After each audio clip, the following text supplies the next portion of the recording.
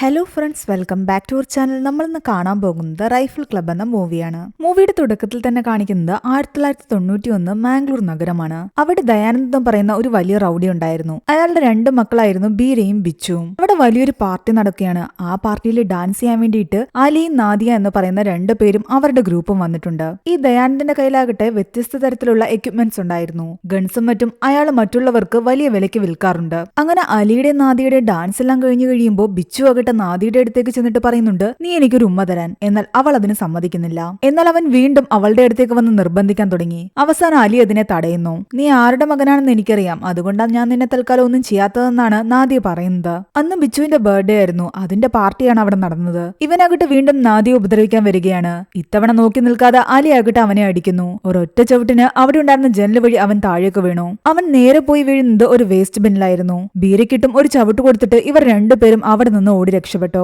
വളരെ സീരിയസ് കണ്ടീഷനിലായിരുന്നു ബിച്ചുവിന്റെ അവസ്ഥ. ദയാനന്ദ് അവനെ എത്രയും പെട്ടെന്ന് ഹോസ്പിറ്റലാക്കാൻ പറയുന്നുണ്ട്. പിന്നീട് കാണിക്കുന്നത് മറ്റൊരു സിനിമാ നടന്റെ വീടാണ്. ഷാജഹാൻ എന്നാണ് അയാളുടെ പേര്. സ്ഥിരമായിട്ട് റൊമാന്റിക് ഫിലിംസ് ചെയ്തുകൊണ്ടിരുന്ന അയാളാകട്ടെ ഇത്തവണ വ്യത്യസ്തമായിട്ട് വേട്ടമൃഗം എന്ന് പറയുന്നൊരു സിനിമ ചെയ്യാനാണ് ഉദ്ദേശിച്ചിരിക്കുന്നത്. അതിനു വേണ്ടിയിട്ട് ഷൂട്ടിങ്ങും മറ്റും അയാൾക്ക് പഠിക്കണമായിരുന്നു. കാട്ടിൽ പോയി വേട്ടയാടുന്നത് പഠിച്ചെങ്കിലേ പറ്റൂ. വയനാടുള്ള ഒരു റൈഫിൾ ക്ലബിലേക്ക് പോയി അതൊക്കെ പഠിക്കാനായിരുന്നു അവരുടെ തീരുമാനം. ആ സമയത്ത് അവിടേക്ക് ഒരു കോള് വരുന്നു. മാംഗ്ലൂർ പ്രശ്നം ഉണ്ടാക്കിയിട്ട് അവിടെ നിന്ന് രക്ഷപ്പെട്ട അലിയായിരുന്നു അവിടേക്ക് വിളിച്ചത്. ഈ ഷാജഹാന്റെ കസിനാണ് അലി. എന്നാൽ അവൻ ഷാജഹാനോട് സംസാരിക്കാൻ അവന്റെ മറ്റൊരു കസിൻ സമ്മതിക്കുന്നില്ല. ഷാജഹാൻ ഇപ്പോൾ വലിയ സ്റ്റാറാ, നീ വെറുതെ അതും പറഞ്ഞിട്ട് അവനെ വിളിച്ച് ശല്യം ചെയ്യേണ്ടെന്നും പറഞ്ഞിട്ട് ആ ഫോൺ കട്ട് ചെയ്യുന്നു. അതിനിടയിൽ അവരാകട്ടെ വയനാടുള്ള റൈഫിൾ ക്ലബിലേക്ക് പോവുകയാണെന്നുള്ള കാര്യം അവനോട് സൂചിപ്പിച്ചിരുന്നു. അങ്ങനെ ഷാജഹാനും കൂട്ടരും നേരെ വയനാടുള്ള റൈഫിൾ ക്ലബിലേക്ക് പോയി. ആ ക്ലബിലുള്ള ഒരുവിധപ്പെട്ട എല്ലാവരും തന്നെ ഷൂട്ടിംഗ് വിദഗ്ധരായിരുന്നു. മിക്ക ദിവസങ്ങളിലും അവിടെ പ്രാക്ടീസ് ഉണ്ട്. വേട്ടയാടൻ പതിവായി കാട്ടിൽ പോകുന്നവരാകട്ടെ വേട്ടയാടിയ മൃഗങ്ങളെയെല്ലാം തന്നെ ഒരു റോപ്പ് വഴി ഇവിടേക്ക് എത്തിക്കുകയാണ് പതിവ്. അങ്ങനെ ഷാജഹാൻ അവിടെ എത്തിയപ്പോഴാകട്ടെ കൂടെ ഉണ്ടായിരുന്ന ആൾക്കാര് ആ ക്ലബിനെ പറ്റിയും അതിന്റെ ഫൗണ്ടേഴ്സിനെ പറ്റിയും എല്ലാം തന്നെ അവനോട് പറയുന്നു. 3 പേരായിരുന്നു ഈ ക്ലബ്ബ് നടത്തിക്കൊണ്ടിരുന്നത്. ലോനപ്പനും കൊച്ചോസീപ്പും സക്കറിയും. അതിനകത്ത് കൊച്ചോസീപ്പും സക്കറിയും മരിച്ചുപോയി. ഇപ്പോൾ ലോനപ്പൻ മാത്രമേ ഉള്ളൂ. മരിച്ചുപോയ സക്കറിയുടെ മകനായ അവറാനാണ് ഇപ്പോൾ ഈ ക്ലബിന്റെ സെക്രട്ടറി. ഈ കാണുന്ന 2 പേരുടെ പേര് കോശി എന്നും ജോഷി എന്നുമായിരുന്നു. സഹോദരന്മാരായ ഇവരില് കോശി വക്കീലും ജോഷി പള്ളി വികാരിയുമായിരുന്നു. ഇതാണ് ലോനപ്പൻ, ഈ ക്ലബിന്റെ ജീവിച്ചിരിക്കുന്ന ഒരു ഫൗണ്ടർ. അരയ്ക്ക് താഴോട്ട് തളർന്നിരിക്കുന്ന ഇയാൾ എപ്പോഴും വീൽ ചെയറിലാണ്. ഇയാളുടെ മരുമകളാണ് കൊച്ചുമോള്. അതായത് നേരത്തെ ഫോട്ടോ കാണിച്ച സക്കറിയുടെ മകൾ കൊച്ചുമോൾ, അവറാന്റെ ഒരു സഹോദരി. ഇത് അവറാന്റെ ഭാര്യ സിസിലി. ഷാജഹാൻ താൻ ഇവിടേക്ക് വന്നതിന്റെ ഉദ്ദേശവും ഷൂട്ടിംഗ് പഠിക്കുന്നതിനെ പറ്റിയും എല്ലാം തന്നെ അവറാനോട് സംസാരിക്കുന്നു. ഷാജഹാനെ നല്ലപോലെ പ്രാക്ടീസ് ചെയ്യിക്കണമെങ്കിൽ രാത്രിയിൽ വേട്ടയ്ക്ക് തന്നെ ഇറങ്ങി പോകണമെന്നാണ് അവറാൻ പറയുന്നത്. ആ തോക്കുകളും മറ്റും പരിചയപ്പെടുത്തുന്നിടയ്ക്ക് അവറാനാകട്ടെ തങ്ങളുടെ വാൾട്ടിലേക്ക് അവരെ കൂട്ടിക്കൊണ്ടുപോകുന്നു. പഴയ തലമുറയിൽ നിന്ന് തന്നെ കൈമാറ്റം ചെയ്ത് കിട്ടിയ ഒരുപാട് ഗൺസും ആയുധങ്ങളും എല്ലാം തന്നെ ആ വാൾട്ടിനുള്ളുണ്ട്. അത് അങ്ങനെ ഇങ്ങനെ ആരെയും തന്നെ തുറന്നു കാണിക്കാറില്ല.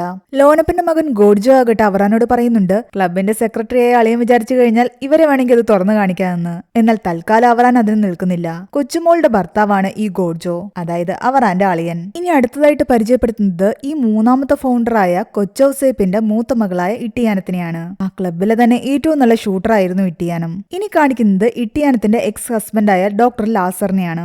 ആ ക്ലബിലെ എല്ലാ അംഗങ്ങൾക്കും ആഹാരം പാകം ചെയ്തു കൊടുക്കുന്നത് ഇയാളായിരുന്നു. എല്ലാവർക്കും ഇയാളെ വലിയ കാര്യമാണ്. അന്ന് രാത്രി എല്ലാവരും ഒരുമിച്ചിരുന്ന് ആഹാരം കഴിക്കുകയും ഷാജഹാന്റെ സിനിമകളെ പറ്റിയൊക്കെ സംസാരിക്കുകയും ചെയ്യുന്നു. അങ്ങനെ കുറച്ചു കഴിയുമ്പോഴാകട്ടെ മാംഗ്ലൂരിൽ നിന്നും രക്ഷപ്പെട്ടു വന്ന അലിയും നാദിയും ഇവിടേക്ക് വരികയാണ്. ഷാജഹാൻ ഇവിടെ ഉണ്ടെന്ന് മനസ്സിലാക്കിയായിരുന്നു അവരുടെ വരവ്. അതേസമയം അവറാനും സംഘവും ഷാജഹാനെ കൂട്ടി വേട്ടയ്ക്ക് പോകാനുള്ള ഒരുക്കത്തിലായിരുന്നു. അവറാനും സിസിലിക്കും 2 നായ്ക്കളുണ്ട്. അതിലൊന്നിനെ അവറാൻ വേട്ടയ്ക്ക് കൂട്ടിക്കൊണ്ടുപോകും, മറ്റേത് സിസിലിയുടെ കൂടെ ഉണ്ടാകും. പോകുന്നതിന് മുമ്പ് തന്റെ കഴുത്തിൽ കിടന്ന കുരിശുമാല എടുത്ത് അവൾ അവറാൻ ഇട്ടുകൊടുക്കുന്നു. ഇത്തവണ ഒരു സന്തോഷ വാർത്ത കൂടി അവൾക്ക് പറയാനുണ്ടായിരുന്നു, താൻ പ്രഗ്നന്റ് ആണെന്നുള്ള കാര്യം. അവറാൻ ഇത് കേട്ട് ഒരുപാട് സന്തോഷത്തിലായി. ആ സമയം കൊണ്ട് അലി നടന്ന കാര്യങ്ങളെല്ലാം തന്നെ ഷാജഹാന്റെ അടുത്ത് പറയുന്നു. ആ ചെക്കൻ മരിച്ചിട്ടുണ്ടോ ഇല്ലയോന്നൊന്നും അവർക്കറിയില്ലായിരുന്നു. എന്താണെങ്കിലും തൽക്കാലം നിങ്ങൾ ഇവിടെ ഇരിക്ക്, നമുക്ക് നോക്കാമെന്നാണ് ഷാജഹാൻ പറയുന്നത്. അപ്പോഴേക്കും അവറാനാകട്ടെ ഷാജഹാനെ വേട്ടയ്ക്ക് കൂട്ടിക്കൊണ്ടു പോകാൻ വന്നു. ഇവരൊക്കെ ആരാന്ന് ചോദിക്കുമ്പോൾ ഷാജഹാൻ അവറാനോട് പറയുന്നുണ്ട്, ഇതിന്റെ കസിനാണെന്നും ഇവർ 2 പേരും ഒളിച്ചോടി വന്നതാണെന്നും. യഥാർത്ഥത്തിൽ ഉണ്ടായ ഇഷ്യൂസിനെ പറ്റി ഒന്നും തന്നെ അവറാനോട് തൽക്കാലം ഷാജഹാൻ പറയുന്നില്ല.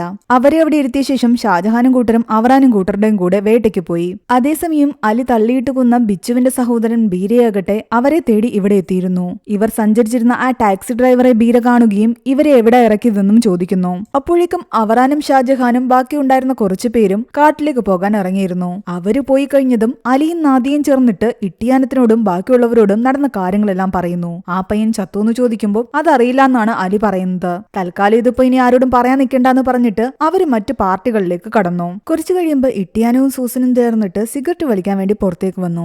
ആ സമയത്താണ് ബീര അവിടേക്ക് വരുന്നത്.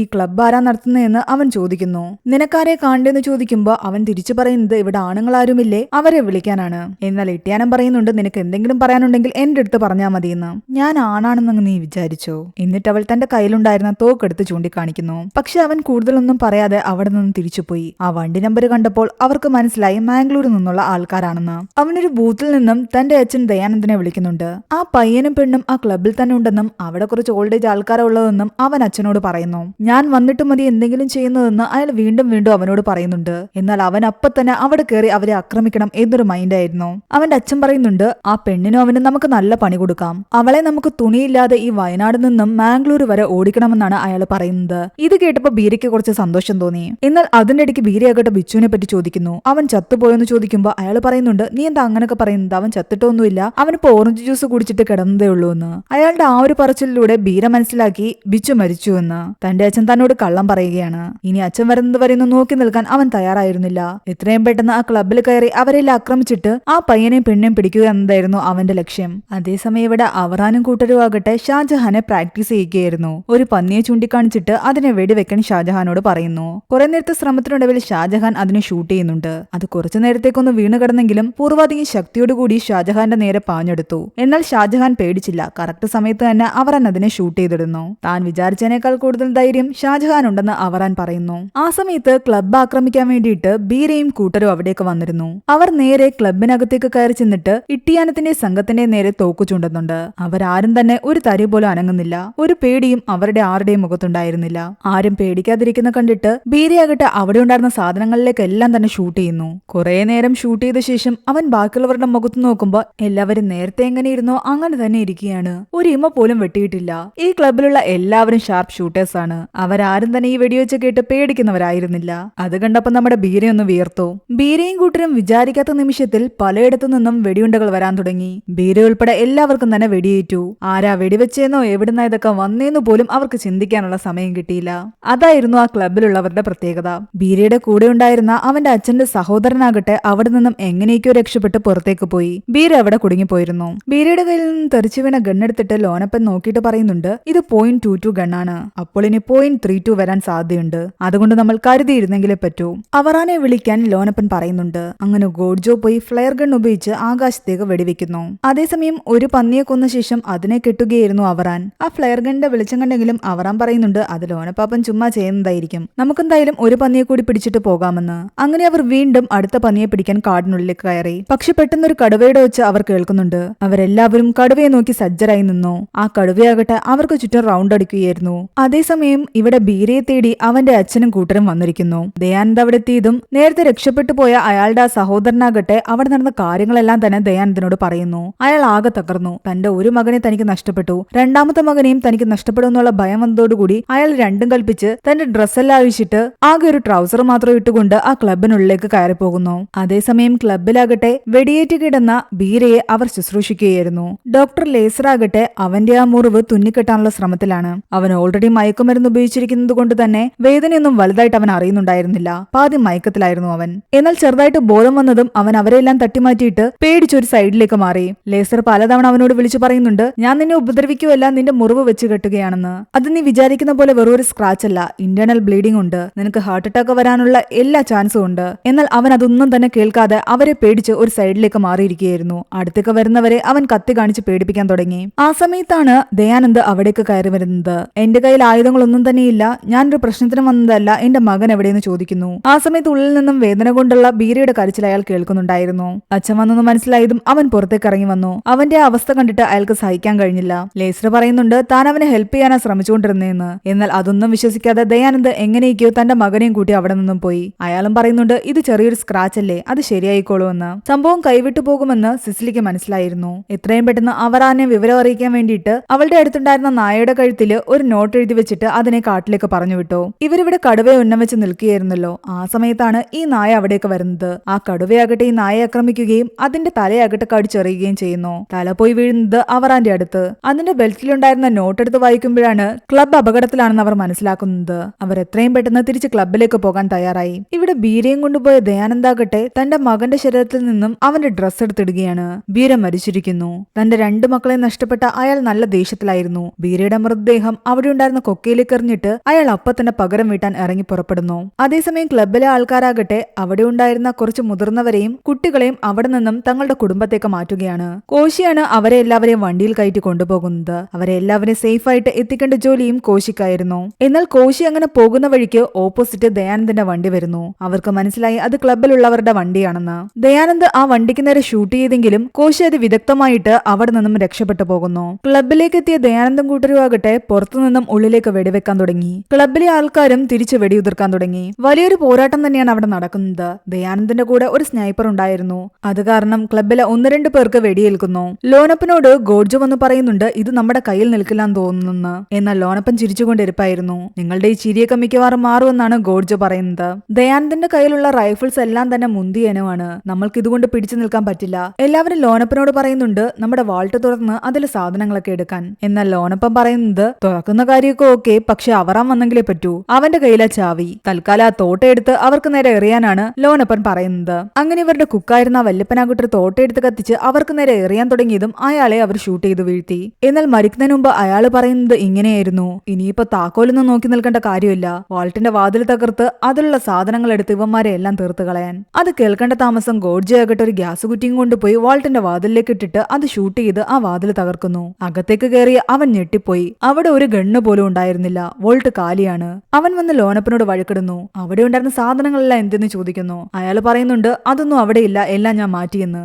എവിടെയെന്ന് ചോദിക്കുമ്പോൾ അതെല്ലാം ഫാമിലിയിൽ ഇരിക്കുകയാണെന്നാണ് അയാൾ പറയുന്നത്. ഇവിടെ റെയ്ഡ് വരാൻ സാധ്യതയുണ്ട്. അതുകൊണ്ട് നമ്മുടെ പൂർവികരുടെ സാധനങ്ങളൊന്നും നഷ്ടപ്പെട്ടു പോകാതിരിക്കാൻ വേണ്ടിയിട്ടാണ് കുടുംബത്തേക്ക് അത് മാറ്റിയത്. ക്ലബിലുള്ളവർ ആകെ ടെൻഷനിലായി. ഇനിയിപ്പോ ഉള്ള ആയുധങ്ങൾ വെച്ചിട്ട് വേണം ഇവരെ നേരിടാൻ. പക്ഷെ കറക്റ്റ് ആ സമയത്ത് അവറാനും കൂട്ടരും ആ മൃഗങ്ങളെ കൊണ്ടുപോകുന്ന റോപ്പിലൂടെ വരുന്നു. പുറത്തുനിന്ന് ആക്രമിച്ചുകൊണ്ടിരുന്ന ആ ദയാനന്ദന്റെ ആൾക്കാരെ എല്ലാം തന്നെ അവർ ഷൂട്ട് ചെയ്യുന്നുണ്ട്. ആ സ്നൈപ്പറിനെയും അവറാൻ കൊന്നു. ബാക്കിയുണ്ടായിരുന്ന ആൾക്കാരെ എല്ലാം ദയാനന്ദ് വിളിച്ചിട്ട് വീണ്ടും ഒരു പ്ലാൻ ഇടുകയാണ്. ദയാനന്ദന്റെ സഹോദരൻ പറയുന്നുണ്ട് നമ്മൾ ഈ കളിക്കുന്നത് തീക്കളിയാണ്. അവരെല്ലാം ഷാർപ്പ് ഷൂട്ടേഴ്സ് ആണ്. നമ്മുടെ കയ്യിലുള്ളതെല്ലാം തന്നെ ഗൺ ട്രേഡേഴ്സ് ആണ്. അവരൊന്നും ഷാർപ്പ് ഷൂട്ടേഴ്സ് അല്ല. കുറച്ചു പേർക്ക് മാത്രമേ നല്ല പോലെ ഷൂട്ട് ചെയ്യാൻ അറിയൂ. ഇവിടെ ക്ലബിലുണ്ടായിരുന്ന ആൾക്കാരുടെ കയ്യിലും വെടിയുണ്ടകൾ കുറവായിരുന്നു. ആകെ 45 ബുള്ളറ്റ് മാത്രമേ ബാക്കിയുള്ളൂ. അവർ ഏകദേശം 13 പേര് ബാക്കിയുണ്ടാകും. അവർക്ക് ഓരോരുത്തർക്കും 3 ബുള്ളറ്റ് വെച്ച് കണക്ക് കൂട്ടിയെങ്കിൽ മാത്രമേ നമുക്ക് എല്ലാവരെയും കൊല്ലാൻ പറ്റൂ എന്നാണ് ലോനപ്പൻ പറയുന്നത്. അതുകൊണ്ട് ഇവിടെ പക്കാ പ്ലാനിങ്ങോട് കൂടിയാണ് ക്ലബിലെ ആൾക്കാർ ഇരിക്കുന്നത്. രണ്ടും കൽപ്പിച്ച് ക്ലബിലുള്ള ആൾക്കാരെ തീർക്കാൻ വേണ്ടിയിട്ട് ദയാനന്ദും കൂട്ടരും വീണ്ടും ഇറങ്ങുന്നു. ഒരു സൈഡില് അലിയും നാദിയും ആകെ ടെൻഷൻ അടിച്ചിരിപ്പാണ്. അവരുടെ കൂടെ ഷാജഹാനും കൂട്ടരും ഇരിപ്പുണ്ട്. ദയാനന്ദനെ കുറിച്ച് ആൾക്കാർ വന്നിട്ട് ബൈക്കിൽ ഷൂട്ട് ചെയ്യാൻ തുടങ്ങിയിരുന്നു. അതിലൊരാൾ ഉള്ളിലേക്കും കയറി. അയാൾ എല്ലായിടത്തും തുര ഷൂട്ട് ചെയ്യാൻ തുടങ്ങി. ചെറുതായിട്ടൊരു വെടിയുണ്ട അവറാന്റെ ശരീരത്തിലൂടെയും കടന്നുപോയി. അയാളുടെ കയ്യിൽ നിന്ന് നമ്മുടെ ലോനപ്പനും വെടിയേറ്റിരുന്നു. പക്ഷെ അയാളുടെ കാലിലാണ് വെടിയേറ്റത്. ഓൾറെഡി തളർന്ന കാലായതുകൊണ്ട് അയാൾക്ക് അതൊന്നും വലിയ കാര്യമായിട്ട് തോന്നിയില്ല. അകത്തേക്ക് കയറിയ കുറെ ആൾക്കാരെ എല്ലാം തന്നെ ക്ലബിലെ ആൾക്കാർ തീർത്തു. അവസാനം വരുന്നത് നമ്മുടെ ദയാനന്ദും കുറച്ച് ആൾക്കാരുമാണ്. ദയാനന്ദാകട്ടെ ആ 3 ഫൗണ്ടേഴ്സിന്റെ ഫോട്ടോയ്ക്ക് മുന്നിൽ നിന്നിട്ട് മൂത്രമൊഴിക്കുന്നു. ഇത് കണ്ട് നമ്മുടെ ഡോക്ടർ ലേസറിന് ശരിക്കും ദേഷ്യം വരുന്നുണ്ടായിരുന്നു. കൂട്ടത്തിൽ ഒരുത്തനാകട്ടെ വാതിൽ തകർത്തുകൊണ്ട് അലിയും സംഘവും ഇരിക്കുന്നിടത്തേക്ക് വന്നു. അവന്മാരെ എല്ലാം തന്നെ അലിയും ഷാജഹാനും ചേർന്ന് നേരിട്ടോ. ദയാനന്ദൻ വിളിച്ചു ചോദിക്കുന്നുണ്ട് ഇവിടുത്തെ ഇൻചാർജ് ആരാണെന്ന്. ഞാനാണ് ഇവിടുത്തെ സെക്രട്ടറി എന്ന് അവൻ വിളിച്ചു പറയുന്നു. ദയാനന്ദൻ തന്റെ കയ്യിലുള്ള തോക്കിനെ പറ്റിയും തന്നെ പറ്റിയൊക്കെ വലിയ രീതിയിൽ സംസാരിക്കാൻ തുടങ്ങി. ഉള്ളിൽ പേടിയുള്ളവന്മാരാ കയ്യിലുള്ള ആയുധത്തിന്റെ പേര് പറഞ്ഞ് ബാക്കിയുള്ളവരെ പേടിപ്പിക്കുന്നുവെന്ന് പറഞ്ഞ് അവറാൻ അയാളെ കളിയാക്കുന്നു. ഇങ്ങോട്ട് വന്നു കഴിഞ്ഞാൽ ഒരു ദയയില്ലാതെ നിന്നെ കൊന്നുകളയുമെന്നാണ് അവറാൻ പറയുന്നത്. ബാക്കി എല്ലാവരും അപ്പോഴും ബാക്കിയുള്ള ആൾക്കാരുമായിട്ട് വലിയ ഷൂട്ടിങ്ങിലായിരുന്നു. ഒടുവിൽ ബാക്കി എല്ലാവരെയും തന്നെ ക്ലബിലെ ആൾക്കാർ കൊന്നൊടുക്കി. അവസാനം ബാക്കിയായത് നമ്മുടെ ദയാനന്ദൻ മാത്രമാണ്. താൻ ഒറ്റയ്ക്കായെന്ന് മനസ്സിലായതും ദയാനന്ദൻ പുതിയ അടവിറക്കുന്നു. നമുക്ക് നേർക്കുനേർ നിന്ന് കളിക്കാമെന്നും ഒറ്റയ്ക്കൊറ്റയ്ക്ക് വന്ന് കളിക്കാമെന്നും അവറാനോട് പറയുകയാണ് ദയാനന്ദ്. അതിനെ മെക്സിക്കൻ സ്റ്റാൻഡ് ഓഫ് എന്നായിരുന്നു പറയുന്നത്. ഒറ്റയ്ക്കൊറ്റയ്ക്ക് വന്ന് നിൽക്കും, കയ്യിലൊരു റിവോൾവറും ഉണ്ടാകും, അനങ്ങിയാൽ വെടിവെക്കും. അതായിരുന്നു നിബന്ധനകൾ. അതും പറഞ്ഞുകൊണ്ട് നമ്മുടെ ദയാനന്ദ് ഉള്ളിലേക്ക് കയറിയതും കാണുന്നത് അവറാനെ മാത്രമായിരുന്നില്ല. ആ ക്ലബിലെ എല്ലാ അംഗങ്ങളും അയാൾക്ക് നേരെ തോക്കു ചൂണ്ടി അനങ്ങാതെ നിൽക്കുന്നതായിരുന്നു. അതോടെ ദയാനന്ദ് ഒന്ന് പതറി. കുറച്ചുനേരം അങ്ങനെ നിന്ന് ദയാനന്ദാകട്ടെ തന്റെ ഗണ്ണിന്റെ ട്രിഗറിലേക്ക് വിരലൊന്ന് കൊണ്ടുപോയതും ആ നിമിഷം തന്നെ ആ ക്ലബിലുണ്ടായിരുന്ന എല്ലാവരും അയാളെ ഷൂട്ട് ചെയ്യുന്നു. അങ്ങനെ എല്ലാവരുടെയും വെടി കൊണ്ട് താഴേക്ക് വീണ് ദയാനന്ദ് മരിച്ചു. നേരത്തെ അയാൾ മൂത്രം ഒഴിച്ചെടുത്ത് ഇപ്പൊ അയാളുടെ രക്തമാണ് കിടക്കുന്നത്. ഇവിടെയാണ് ഈ മൂവി അവസാനിക്കുന്നത്. ഈ മൂവിയുടെ സ്റ്റോറി എങ്ങനെയുണ്ടായിരുന്നു എന്ന് നിങ്ങൾ താഴെ കമന്റ് ചെയ്യുക. എക്സ്പ്ലനേഷൻ ഇഷ്ടപ്പെട്ടെങ്കിൽ വീഡിയോ ലൈക്ക് ചെയ്യാനും ചാനൽ സബ്സ്ക്രൈബ് ചെയ്യാനും മറക്കണ്ട.